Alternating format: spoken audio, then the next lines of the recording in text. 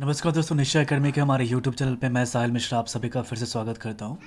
दोस्तों, हमारा जो सीरीज चल रहा है ये मॉडर्न हिस्ट्री का एमसीक्यू के माध्यम से आज मैं फिर से अपने एक नए संस्करण में आपके साथ हूँ। और ये आप देख रहे हैं नवीन राज्यों का जो उदय हुआ था। पहले था कैसे यूरोपियों का आगमन हुआ था, फिर कैसे डिक्लाइन ऑफ मुगल एम्पायर हुआ, उसके बाद नवीन राज्यों का उदय कैसे कैसे उसी दरमियान हुआ था। हम इसका लेके ये पार्ट चल रहे हैं और इसके ये भाग 2 है। 30 एमसीक्यू हैं इसके अंदर।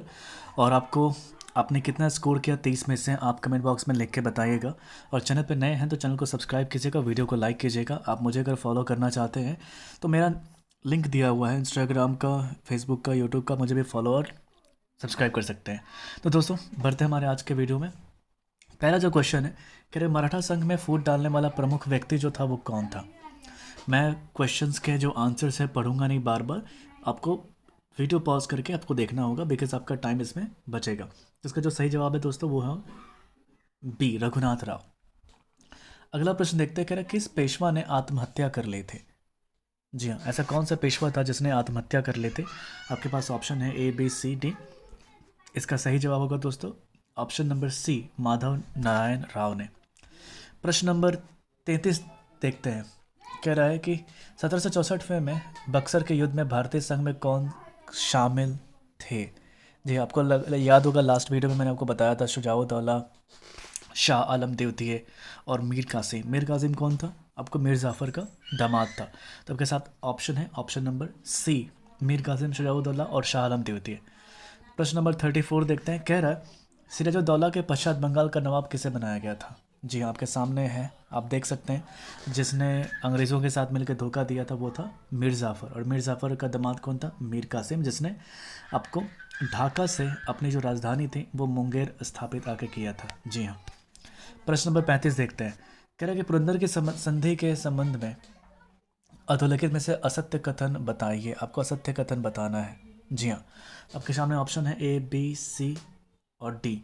इसमें जो आपका सही है ये है, संधि के परिणाम स्वरूप शिवाजी ने मुगल आधिपत्य स्वीकार कर लिया था। ये आपका जो है ये कथन गलत है, आपको सही बताना है।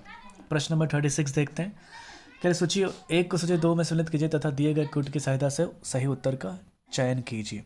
जी हाँ, आपको ये बताना है इसके अंदर कि कौन सा किसके साथ होगा। तो आपको जो सब सही जवाब उसका होगा दोस्तों वो होगा ऑप्शन नंबर ए, 1 2 3 4, यानी कि ए का 1, बी का 2, 3 का 3, सी का 3 और डी का 4। प्रश्न नंबर 37 देखते हैं। कह रहा है किस मुगल सूबेदार ने दक्षिण में शिवाजी को पराजित किया था। कौन सा ऐसा था जिसने पराजित किया था? मुगल सूबेदार की बात कर रहे हैं। जी हाँ, तो यह था आपको राजा जय सिंह। प्रश्न नंबर 38 देखते हैं। कह रहा राजा राम की मृत्यु के बाद मराठों का नेतृत्व किसने किया था। किसने किया था राजा राम की मृत्यु के बाद में? तो ये थी ताराबाई थी। जी हाँ। प्रश्न नंबर 39 देखते हैं। कह रहा ताराबाई किसकी पत्नी थी। शिवाजी की, शांभव जी की, राजा राम की या बालाजी की। तो ऑफकोर्स राजा राम की बात कर रहा था तो ये राजा राम की ही पत्नी थी। प्रश्न नंबर 40 देखते हैं। कह रहा कि अधोलिखित कथनों पर विचार कीजिए और दिए गए गुटों की सहायता से आपको बताना है कि सही उत्तर जो है वो कौन सा है। ठीक है, आप ये क्वेश्चन बड़ा है तो आप इसमें देख सकते हैं कौन सा सही होगा। मैं आपको इसका आंसर बता देता हूँ। ए और आर दोनों सही हैं और आर ए की सही व्याख्या है, यानी कि शिवाजी के प्रशासन में अष्ट प्रधान किसी भी प्रकार से कैबिनेट के समतुल्य नहीं थी और 8 मंत्रियों जो शिवाजी के सचिव की भांति कार्य करते थे। प्रश्न नंबर 41 देखते हैं। कह रहा शिवाजी और बाजीराव प्रथम दोनों में वो कौन सी समान विशेषता थी जिससे युद्धों में उनकी सफलता सुनिश्चित की। कौन सा ऐसा समान था उनका विशेषता थी। तो ये था आपको छापामार युद्ध नीति जो थी इनकी। जी हाँ, काफ़ी फेमस थे शिवाजी इसके लिए। प्रश्न नंबर 42 देखते हैं। तो कहते हैं तृतीय आंग्ल मराठा युद्ध में निम्न में से किस मराठा शक्ति ने भाग नहीं लिया। ठीक है, तो 42 नंबर का क्वेश्चन होगा वो होगा भोसले। इन तीनों ने लिया था, पेशवा ने, सिंधिया ने, होलकर ने, लेकिन भोसले वालों ने नहीं लिया था। प्रश्न नंबर 43 देखते हैं। कह रहे छत्रपति शिवाजी का प्रशासन कैसा था। ये बहुत फेमस आपको क्वेश्चन ही आते रहता है। इसका सही जवाब होगा ऑप्शन नंबर ए, निरंकुश लोकतंत्र। प्रश्न नंबर 44 कह रहा है कि अधोलिखित को सम्मिलित कीजिए और दिए गए कूट की सहायता से सही उत्तर बताइए। आपको इसमें बताना है कि सही उत्तर कौन सा है। तो इसका सही जवाब होगा दोस्तों ऑप्शन नंबर सी, 1 4 2 3, यानी कि इसका 1 का 4, सॉरी माफ़ कीजिएगा, जो 1 का होगा वो 1, 2 का हो जाएगा 4 और 3 का हो जाएगा 2 और डी का हो जाएगा 3। प्रश्न नंबर 45 बताना चाहूँगा दोस्तों कि हमारा जो निश्चय अकेडमी है आपके लिए लेके आया है 15,000 प्रश्नों का एक टेस्ट सीरीज़। जी हाँ, जो कि आपके एमपी पीसीएस के लिए ये आपका प्रैक्टिस सेट है, जिसमें 30 प्लस आपको फुल लेंथ सीरीज मिलेंगे और 20 प्लस आपको जो होगा टॉपिक वाइज सीरीज मिलेगा। ठीक है, प्रश्न नंबर 45 देखते हैं। क्या तृतीय अंगल मराठा युद्ध में किसने मराठों को अंतिम रूप से पराजित किया था? जी हाँ, ये था आपको ऑप्शन दोस्तों, ये था ए बी सी देख सकते हैं आप। इसमें ऑप्शन है आपको बी यानी कि लॉर्ड हेस्टिंग। प्रश्न नंबर 46 देखते हैं। कह रहा है कि पानीपत के तृतीय युद्ध में किसने मराठा तोपखाने का नेतृत्व किया था? 46 का, तो ये दोस्तों था इसका सही जवाब है इब्राहिम गारदी ने। प्रश्न नंबर 47 देखते हैं। कह रहा है कि पानीपत तृतीय युद्ध के समय पेशवा कौन था? कौन था पेशवा? तो दोस्तों ये थे हमारे बालाजी बाजीराव। प्रश्न नंबर 48 देखते हैं। कह रहा है कि मराठा शक्ति के उत्थान में अधोलिखित में से कौन सा कारक सहायक नहीं था? जो सहायक नहीं था कारक वो आपको बताना है। तो आपको बताना चाहूँगा कि ये एक देख सकते हैं, बी देख सकते हैं और डी देख सकते हैं। ये तीनों था इसके में, लेकिन मुगल राजधानी से दूरी था ये नहीं था। ठीक है, प्रश्न नंबर 49 देखते हैं। क्या निम्न में से किस युद्ध को तोपों का युद्ध कहा जाता है? जी हाँ, बहुत फेमस क्वेश्चन है। चिलियांवाला का युद्ध, गुजरात का युद्ध, रामनगर का युद्ध, सबराव का युद्ध। तो इसका सही जवाब हो जाएगा दोस्तों गुजरात का युद्ध। प्रश्न नंबर 50 देखते हैं। क्या 1750 में बालाजी बाजीराव और राजा राम दो के मध्य हुई किस संधि के परिणाम स्वरूप छत्रपति ने पेशवा को पूर्ण अधिकार प्रदान कर दिया था? 50 नंबर क्वेश्चन का जो सही देखते हैं, सही है संगोला की संधि यानी कि डी। प्रश्न नंबर 51 देखते हैं। कह रहे कि अधोलिखित में से कौन सा युग्म जो है सुमेलित नहीं है? आपको ये बताना है। तो देखिए, दुर्लभ जो है उड़ीसा का दीवान है, ठीक है। सी जो है मुजा खान बंगाल का दीवान, ये भी ठीक है। राजा सिताब राय दया बिहार का दीवान, ठीक है। ये जो है मीर मदान सिंध का दीवान, ये गलत है। प्रश्न नंबर 52 देखते हैं। कह रहा है कि घसीटी बेगम, शौकत जंग और राजा बल्लभ बंगाल के किस नवाब के प्रबल शत्रु थे? किस नवाब के? तो आपको याद होगा 1757 के आसपास जो थे सिराजुद्दौला, ये उनकी बात कर रही है। जी हाँ।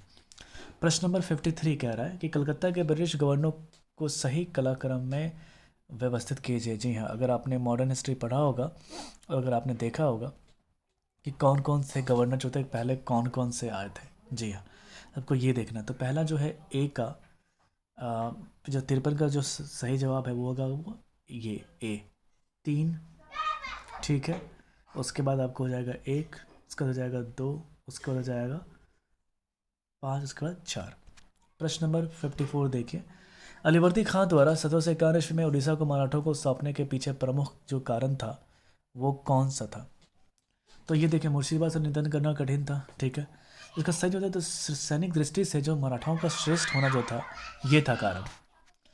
55 नंबर क्वेश्चन देखते हैं। बक्सर के युद्ध में अंग्रेजी सेना का नेतृत्व किसने किया था? जी हाँ, आपको ये बहुत फेमस क्वेश्चन है दोस्तों, आपको ये देखना है। अगर ये आप याद रखते हैं तो बैटल ऑफ बक्सर से तो एक सवाल आता ही आता है और वो है आपका हेक्टर मुनरो।